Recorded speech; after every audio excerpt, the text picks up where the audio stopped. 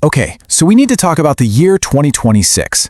I know it might seem like it's a little ways off, but believe me, it is coming up fast and it is going to demand a response from every single one of us. So what we're going to do here is break down why this moment is so critical and, with a little help from some ancient wisdom, figure out how you can actually get ready for it, starting today.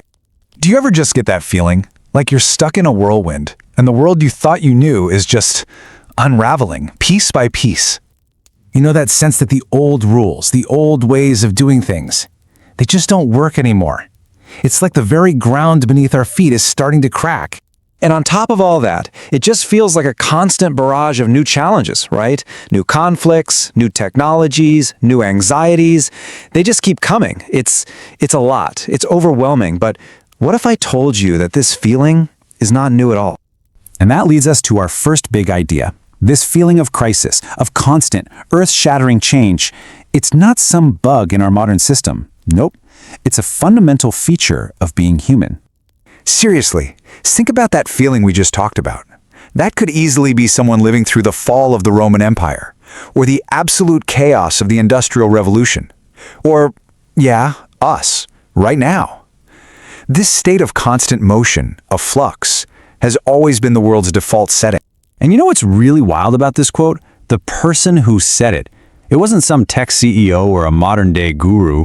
It was the Roman Emperor Marcus Aurelius writing this down nearly 2,000 years ago. He got it. He understood that the world is in a constant state of becoming something else. So that begs the question, if change is just normal, why are we zeroing in on 2026? What makes this time feel different? Well, because even though change has always been a constant, the sheer speed and the scale of what's coming our way, it demands a totally new level of awareness. The storm isn't on the horizon anymore, it's here. And this is really the heart of it. 2026 isn't just another year on the calendar. It's shaping up to be a perfect storm, a convergence point for several massive shifts. I mean, think about it. AI is hitting mass adoption. We've got huge global election cycles that could reset everything. And economic systems are still just trying to find their footing. It's all potentially coming to a head at once. And the intensity of that's something we just can't afford to ignore. And this storm is hitting us on two fronts, right? On the one hand, you've got these massive world-changing issues. AI, the economy, global conflict. The big stuff. But on the other hand, our personal lives don't just hit pause. Life keeps happening. A relationship can end, a baby comes home, you start a new job. Both of these worlds are constantly moving. And here's the fundamental truth of it all. You can't opt out. There's no pause button. The future's going to show up whether we feel ready for it or not, and it's going to demand that we respond.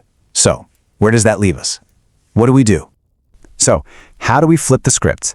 How do we go from feeling scared to feeling empowered? Well, it all starts by asking the right question. Our first instinct when we're totally overwhelmed is to resist. We throw our hands up and ask, how do we stop this? How do we just make things go back to the way they were? And look, that's a very human reaction, but it's a powerless one. It's basically like asking how to stop the tide from coming in. Now this is the question that changes the game. This is the Stoic alternative. It accepts reality for what it is and shifts the focus to the one and only thing you actually have control over, your response. It's not about trying to stop the storm. It's about learning how to sail through it. Because at our core, that's what we are. We are products of change. I mean, human evolution is just one long, incredible story of adaptation.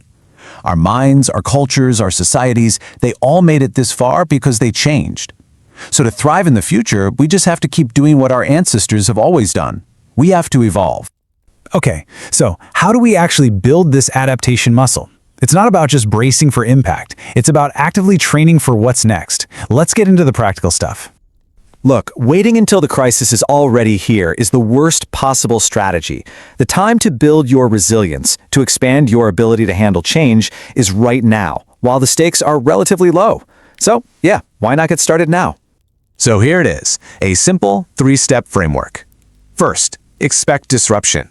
And I mean really truly accept that stability is the exception, not the rule. This isn't being negative, it's just being realistic. Second, embrace adaptation. You have to reframe every challenge. It's not a roadblock, it's a training ground. When something goes wrong, you ask, okay, what can this teach me? How can this make me stronger? And third, and this one is absolutely crucial, start deliberate practice. Don't wait for life to throw curveballs at you. Go seek them out. Learn that difficult new skill. Take on that project at work that scares you.